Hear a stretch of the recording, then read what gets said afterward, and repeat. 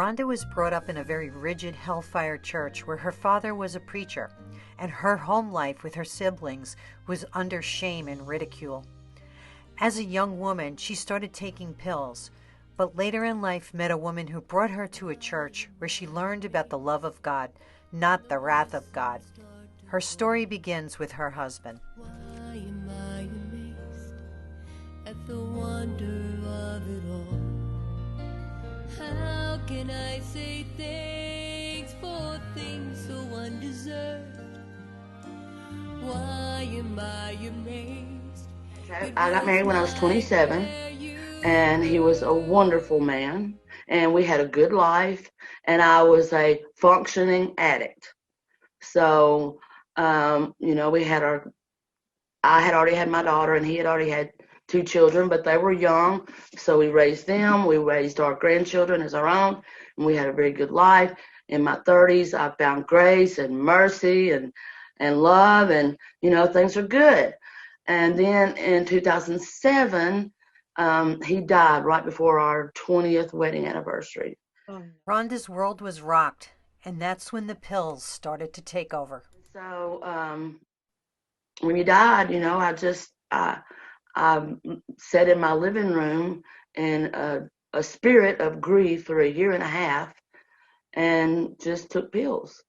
And so at 50 years old, I got my first DUI. You went to jail and came out, but that didn't change anything. So I came out of jail clean from taking chemicals, but I still had shame wrapped around my neck. So from 50 to 55, I just kept getting them, one right after the other. And by 55, a little over 5 years ago, when I got my last one and went to jail and could not get out, no way to go anywhere, God set me in a jail cell by myself for 25 months so that my brain could heal. And so, addiction is demonic. And so I had a spirit of addiction along with a lot of other things. It takes about a year to a year and a half for your brain to heal from opiate addiction, for your prefrontal cortex to heal. And so I didn't know any of this. I knew nothing about any of this. But in jail, my brain healed. And they had started a pilot program called Therapeutic Community. And I was one of the first people, one of 12 that got to go into this program. And I learned about addiction. I had a counselor that I did grief therapy with. They had Bible studies, church, anything you wanted to do related to God, they had available there. Plus, I was in the Bible every day. When I came out of jail, that really started my wholeness and healing and spiritual wellness journey, because I sat under a pastor who taught me the truth. He didn't preach at me, he taught me. He didn't preach me, he taught me. And then I went to counseling, and I went through some trauma therapy 2 different times. I just finished trauma therapy for the second time, and I'm over 5 years clean and sober. Not taking a chemical does not mean that you're in recovery. Recovery is a way of life, and it's a thinking. It's a way of thinking. It's your heart. And so in the last 3.5 years or so that I've been out of jail, that church that I went to and that pastor that I've sat up under and listened and learned the truth and got set free from, I didn't have a balance. I didn't have a balance between the rigidness and the grace. Mm-hmm. So I got the balance. Obedience brings blessings. Mm-hmm.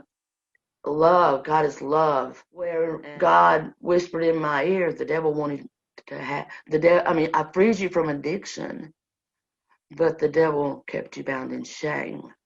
So then he said, transparency renders shame powerless and the enemy ineffective. So I started talking about it. And within a couple of months, our church had a workshop with Branches Christian Counseling Center. We're in kind of a partnership with them. We had a workshop at our church, how to become a recovery-friendly congregation. And so my pastor said, I think you need to come to that. And he'd already made a comment or two here and there.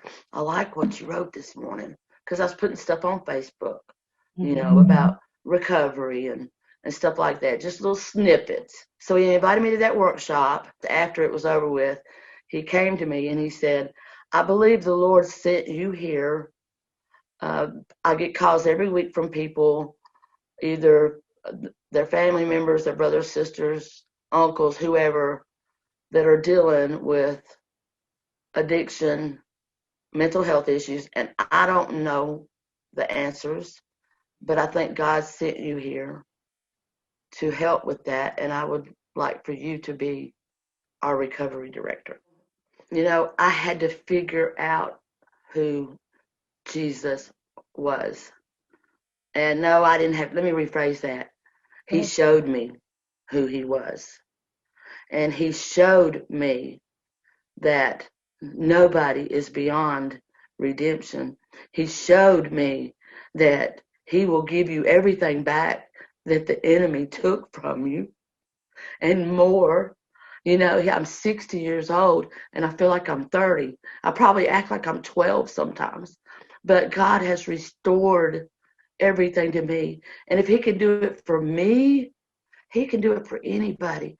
So don't anybody ever think you're too far gone, or he doesn't know, or he's not aware, or he's not listening. That song, even when I don't see it, you're working. Even when I don't feel it, you're working. You never stop working. Well, that's God. That's Jesus, and that's just what he does. And all I had to do was surrender. All I had to do was say, Lord, I've messed it up my whole life. I don't know how to fix it. Will you help me? And he's been doing it ever since.